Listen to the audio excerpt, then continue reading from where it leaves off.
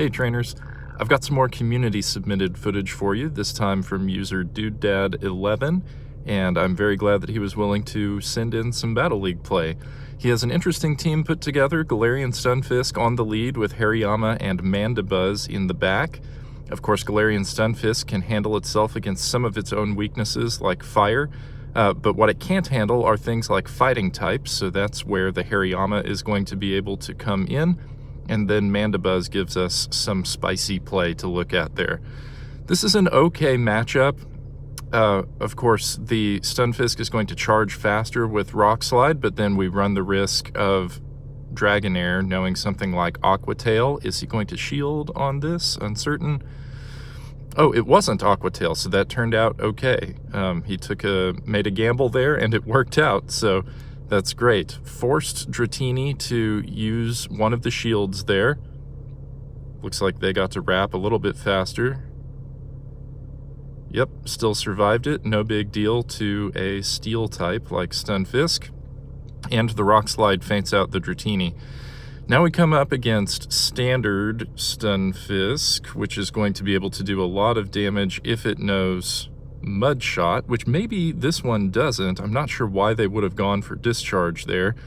Also, they didn't necessarily need to shield against that Rock Slide.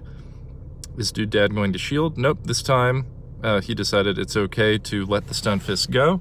Makes sense, saves the shield, spares the next Pokemon a little bit there.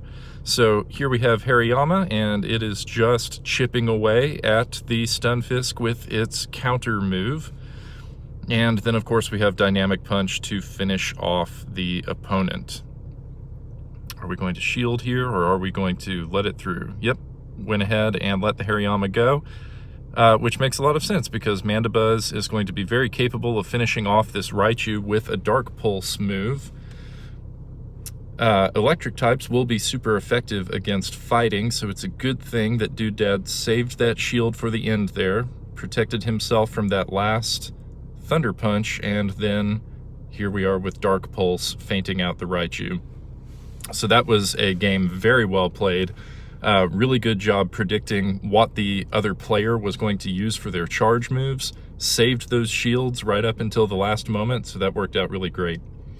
This next matchup, Stunfisk versus Nidoqueen, is really, really good because Stunfisk is going to be able to do a fair amount of damage just with its fast move. Rock Slide isn't going to do all that much, so Dudedad may have to go for Earthquake to do very much damage here. Appropriately guarded against Earth Power. Looks like he's going for just spamming away with the Rock Slide move, so that works out great. Went for Rock Slide again against the Azumarill. That's not going to do all that much damage, but fortunately Earthquake can potentially do a lot of damage against the Azumarill as long as it doesn't faint out the Stunfisk first. Yeah, looks like that worked out pretty well. Dudedad goes for Earthquake. That's going to do a healthy amount of damage if it lands. Yep, which it does. So he is able to do some hardy damage to the Azumarill, and then he can just keep chipping away at it using these little Rock Slide moves. Here we are back to the Nidoqueen. Is he going to let the Stunfisk go? He doesn't. And he was close on energy, so he, of course, was able to get another attack by using that shield, and was able to get a shield from the opponent. Maybe two shields. What are they going to do? Are they going to spare the Umbreon damage? Nope, they just take the damage, saving themselves that last shield. He spams with Rock Slide, really trying to get that shield after building all the way up to Earthquake. Doesn't get the shield, which is unfortunate, but that's okay because Hariyama, a fighting type, is going to be super effective against dark types like Umbreon. So big super effective damage there with counter. They bring the Nidoqueen back, but Nidoqueen is not going to be in any great shape to play against a fighting type. So again, we have Hariyama doing super effective damage, using the Dynamic Punch there, getting that final shield. That's great. And he is able to faint out that Umbreon. So using those shields to spare the Stunfisk and letting the Stunfisk do most of the work, I think has worked out really, really well for Dudedad. And keeping a fighting type in the background ready to go as soon as there's a major threat to the Stunfisk is a really, really good strategy. This is an unusual matchup. You don't see Absol come up in the Great League all that often. It can be difficult to predict what type of moves Absol is going to use because it seems to be equipped with different things depending on the user. But going back to what Stunfisk does best, Dudedad is just kind of spamming the Absol with Rock Slide, and they appear to let the Absol go. Using a shield here was a really good idea because Rock Slide is actually going to do quite a bit of damage against the Abomasnow. Looks like he did charge up all the way to an Earthquake, going for a really big move here. Let's see if he can get the shield, and he does. That's good.